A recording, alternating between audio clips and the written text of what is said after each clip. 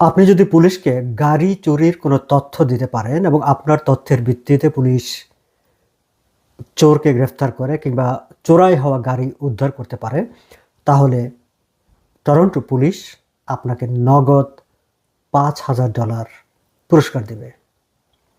আজ বুধবার সকালে সংবাদ সম্মেলন করে টরন্টো পুলিশ পুরস্কারের এই ঘোষণা দিয়েছে। এই সুযোগটি অবশ্য সীমিত সময়ের জন্য আগামী 30 সেপ্টেম্বর পর্যন্ত বলবৎ থাকবে। কাজেই এই সময়ের মধ্যে আপনি যদি পুলিশকে গাড়ি চুরি সংক্রান্ত কোনো তথ্য দিতে পারেন, তাহলে আপনি এই $5,000 পুরস্কারের ভাগী হবেন। দর্শক, আপনারা জানেন যে গত কয়েক বছর ধরেই টরন্টোতেই কেবল নয়, পুরো কানাডায় গাড়ি চুরি নিয়ে কানাডা গভর্নমেন্ট একেবারে হিমশিম অবস্থায় রয়েছে। কোনোভাবে গাড়ি চুরি থামাতে পারছে না। তারই গাড়ি চুরি বন্ধে গভর্নমেন্ট যে বিভিন্ন পদক্ষেপ নিয়েছে,